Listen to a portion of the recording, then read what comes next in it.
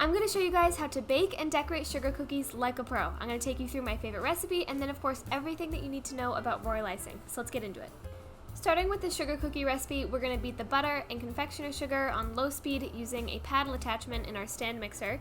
You want to beat that until it's nice and creamy and just scrape down the sides of the bowl as much as you can throughout this recipe. Now I'm adding in the egg and vanilla, continuing to mix until that's nice and smooth. Then we can add in the dry ingredients, and you'll know that your dough is finished mixing when it starts to pull away from the sides of the bowl. And again, yes, you want to scrape down the sides of the bowl as you mix.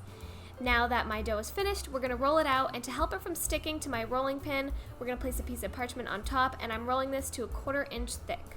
Once that's nice and rolled out, we're going to place it in the fridge for at least 1 hour, and we can make the royal icing in the meantime. So we're going to mix the confectioner sugar and meringue powder while slowly adding in 1 tablespoon of water at a time until it starts to come together and get nice and smooth. By the end, it should look something like this.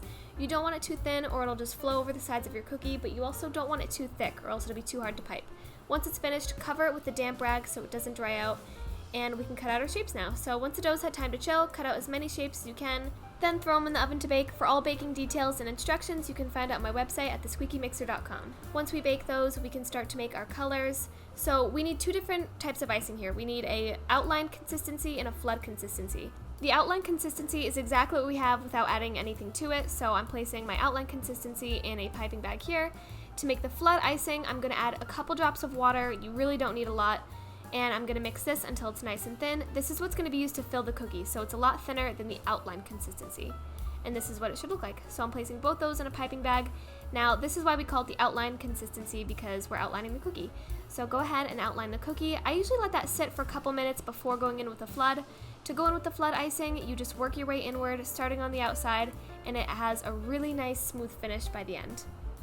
For each of your cookies, you want to do this outline and flood pattern. I'm making a sand dollar here, so I'm adding in some details, and you can just use this as inspiration or ideas, but you essentially want to repeat this process of outlining and flooding all of your cookies, and it takes at least 1 hour to set if you want to add details on top, but it's best to leave them overnight so they get really firm, and then you can go ahead and add more details. So I let this sit for about an hour, and then I added all these little dots here just to make my starfish come to life a little bit more.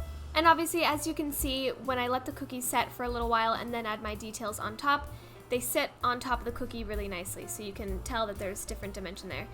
Of course, this is just all the basics you need to know for sugar cookies and for royal icing. I hope that you guys enjoyed this. I created a master guide on my website to take you through everything you need to know about sugar cookies, decorating, royal icing, all that good stuff. So you can find that guide and my full recipe on my website, thesqueakymixer.com.